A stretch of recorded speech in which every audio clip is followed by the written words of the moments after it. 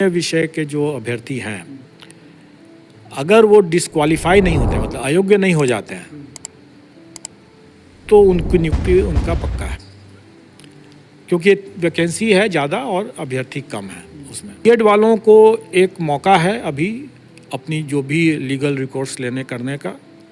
या राज्य सरकार या एनसीटी अगर कोई अपने गाइडलाइंस अगर संशोधित करती है, को उनके पक्ष में निर्णय देती है, तो उनको एक मौका है। अगर कठिन आ भी गया अगर, तो भी इतनी बड़ी संख्या में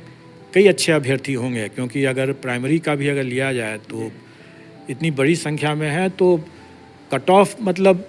अच्छा हो। हमारे साथ खुद बीपीएससी के चेयरमैन हैं अतुल प्रसाद जी, उनसे जान लेते हैं। सर, सबसे पहले तो बधाई हो, और ये अभ्यर्थी बधाई दे रहे थे, इसलिए मैं कह रहा हूं कि अभ्यर्थियों ने खुद कहा कि बीपीएससी ने बेहतरीन एग्जाम लिया।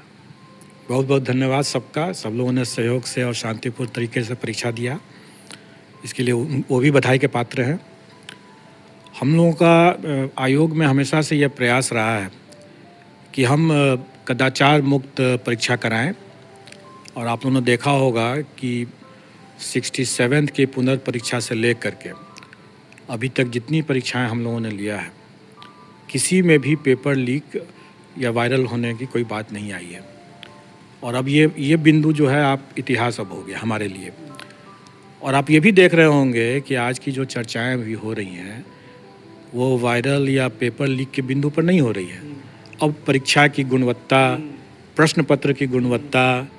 और इस तरह की चीज़ें की बातें हो रही हैं, जो कि अच्छी बात है। शैक्षणिक बिंदुओं पर अगर विचार विमर्श अगर होता है तो अच्छी बात है वो। सर, एक चीज़ जानना चाहेंगे कि जो आप लोगों ने जो कंट्रोल रूम बनाया था, उसका कितना फ़ायदा मिला, और आपने एक पॉलिसी भी की थी कि नहीं, जो क्वेश्चन पेपर होंगे वो अभ्यर्थियों के बीच जाएंगे, खुलेंगे, और बीपीएससी का अपना सील होगा उस पर। देखिए, हम हमेशा से इस बात को हम समझते हैं और हम मानते हैं कि हमें ऐसे कदाचार करने वालों से 2 कदम आगे रहने की आवश्यकता है। जो कमियां थी सिस्टम की 67th में, जो हम लोगों ने देखा, जो वायरल हो गया,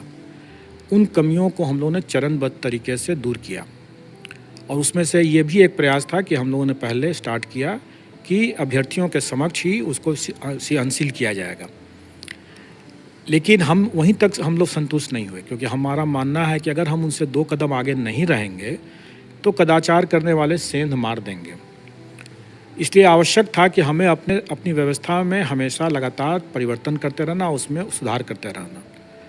और उसी की कड़ी में इस बार हम लोगों ने यह भी किया कि जो रिटर्न सील जो होगा, वो सील हमारा होगा। अभी तक हम लोगों ने पिछले बार में ये किया था कि जो रिटर्न सील होगा, मतलब रिटर्न बक्सा जब आएगा तो उसमें बक्से को जो सील किया जाएगा, वो सेंटर सुपरिटेंडेंट का सील होगा। लेकिन इस बार हम लोगों ने उसको ही बदल करके कर दिया कि नहीं, सेंटर सुपरिटेंडेंट का वो सील नहीं होगा, वो सील हम देंगे, और फिर वो हम सीमित संख्या में देंगे, ताकि सेंटर सुपरिटेंडेंट उसको लगा दे और फिर तब हमारे पास है, ताकि वो सेंटर सुपरिटेंडेंट के स्तर से या मतलब सेंटर के स्तर से कोई उस सील के साथ परिवर्तन कर दे, अभ्यर्थियों के समक्ष सील करने के बाद, अभ्यर्थियों के जाने के बाद उसको फिर से खोल करके फिर से सील कर दे। इस संभावना से इनकार नहीं किया जा सकता था, और इसी को देखते हुए ऐसा किया गया कि अब हमारा सीमित संख्या में सील जाएगा और उसी को लगा करके उनको वापस भेजना है। इसलिए अब इसकी भी गुंजाइश नहीं रह गई कि सील तोड़ करके फिर से सील करना संभव अब नहीं है। सर, अब तो इंतज़ार सबको रिजल्ट का है, और जो जानकारी मिल रही है, रिकॉर्ड समय में रिजल्ट भी आना है। बिल्कुल, हमारा प्रयास ये है ही कि हम रिज़ल्ट दें, और जैसा मैं मानता हूँ कि 9वीं 10वीं और 10वीं 11वीं 12वीं इनका तो हम रिज़ल्ट जल्दी दे देंगे, पहले दे देंगे और जल्दी दे देंगे। जहाँ तक प्राथमिक कक्षों का बारह है, उसके अध्यापक का मामला है, उसमें एक समस्या ज़रूर है, जो कि आप सब लोग अवगत हैं इस बात से कि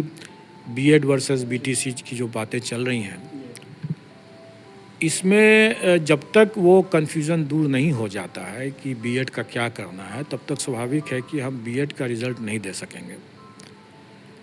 लेकिन जो कॉमन मेरिट लिस्ट में जो डिप्लोमाधारी जो आ जाएंगे, उनका तो निश्चित रूप से हम रिज़ल्ट निकाल देंगे। बीएड वालों को एक मौका है अभी अपनी जो भी लीगल रिकोर्स लेने करने का,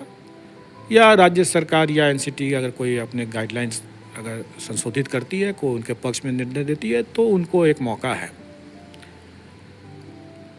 सर एक चीज़ और जानना चाहेंगे, एक ट्वीट आपने किया था 9 से 12 तक के अभ्यर्थी जो हैं उनके लिए, बहुत हमारे पास मैसेज आए कि सर से जाकर के पूछिए कि ये जो तैयार रहने की बात है, आप लोग तैयार रहें डॉक्यूमेंट वेरिफिकेशन के लिए, ये क्या है सर?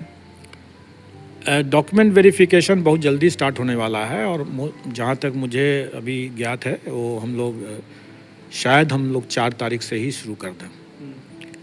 4 सितंबर से। और ये डॉक्यूमेंट वेरिफिकेशन हमारा 11th 12th और 9th 10th और इसका होगा, और इसी में दिव्यांगजनों का भी हम लोग मेडिकल कराएंगे, क्योंकि इसके बिना हम परीक्षा फल नहीं दे सकते हैं। और स्वाभाविक है कि इसमें चूँकि ये ST वाले हैं इसमें, इसलिए सबके सब मैं समझता हूँ कि इसमें बिहार के ही निवासी होना चाहिए, और इसमें हम लोग उनको अपने गृह जिला में ही ये डॉक्यूमेंट वेरिफिकेशन की व्यवस्था करेंगे ताकि उनको ज़्यादा इधर उधर भटकना न पड़े। लेकिन एक सीमित समय देंगे हम उन्हें, और उसी सीमित समय के अंदर में उनको डॉक्यूमेंट वेरीफाई कराना है और अपना जो मेडिकल कराना है जो दिव्यांगजन हैं। और अगर उसमें कोई मेडिकल में अगर उनको रेफ़र किया जाता है IGIMS में या किसी और हॉस्पिटल में, तो वहाँ उनको जा कर के इसको करवाना होगा, ताकि हम समय पर रहते हुए मतलब मेरा मानना है कि 15 सितंबर तक अगर सब कुछ अपनी योजना के हिसाब से चलेगा अगर, तो 15 सितंबर तक इन लोगों का मैं परीक्षा फल देने की स्थिति में रहूँगा। और जहाँ तक प्राथमिक की बात है वो मैंने पहले ही बताया कि उनका डॉक्यूमेंट वेरिफिकेशन भी हम लोग स्टार्ट कर देंगे, और लेकिन उसमें थोड़ा टाइम लगेगा। तब तक प्राथमिक के अलावे जितने लोग हैं उन लोग हम लोग कर चुके रहेंगे। तो प्राथमिक वाले में थोड़ा सा विलम्ब है, और विलम्ब का कारण एक तो यह है कि उनकी संख्या बहुत ज़्यादा है और उसमें हमें कई तरह की चेकिंग करनी है, और दूसरा जो BEd वर्सेस BTC का भी एक मुद्दा है। इसलिए इन सब को ध्यान में रखते हुए मेरा मानना है कि उनका डॉक्यूमेंट वेरिफिकेशन में थोड़ा टाइम लगा। मैंने अपने पिछले प्रेस कॉन्फ्रेंस में ये कहा भी था कि 20 से 25 के बीच के आसपास में मेरा मानना हो सकता है, उससे पहले भी हम लोग स्टार्ट कर सकें, लेकिन लगभग वही समय रहेगा। सर कट ऑफ को लेकर के काफ़ी जिज्ञासा है अभ्यर्थियों में, उसके बारे में क्या कहेंगे? कट ऑफ के लेकर के हमेशा से ये जिज्ञासा लोगों को बनी रहती है, लेकिन मेरा मानना है कि अगर आप कुछ एक विषय को अगर छोड़ दें, मैंने तो जो देखा है उसके हिसाब से 9th 10th में सिर्फ 4 विषय, और हायर सेकेंडरी में मतलब 11th 12th में सिर्फ 3 विषय को अगर छोड़ दें, मतलब कि 7 विषय को अगर छोड़ दें, तो बाकी किसी भी विषय में कट ऑफ के लिए चर्चा करना, विमर्श करना या उसके लिए परेशान होने की कोई ज़रूरत नहीं है। कोई ज़रूरत इसलिए नहीं है कि उसमें मैंने अपने ट्वीट के माध्यम से भी लोगों को एक तरह संकेत देने का कोशिश किया है। लोग उसका सही से नहीं समझ सके, तो फिर मैंने आज हिंदी में भी उसको स्पष्ट कर दिया है कि जो लोग इन 7 विषयों को छोड़ करके अन्य विषय के जो अभ्यर्थी हैं,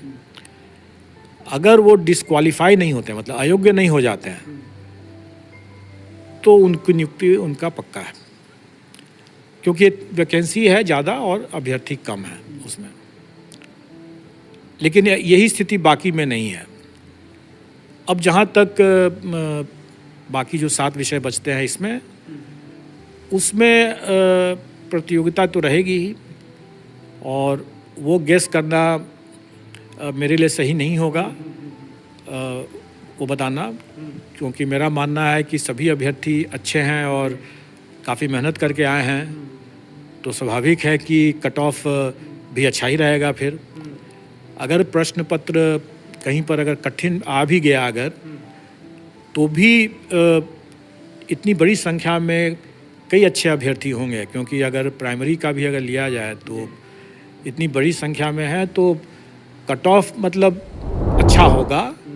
कितना होगा, ज़्यादा होगा, कम होगा, ये मैं नहीं बता सकता हूँ।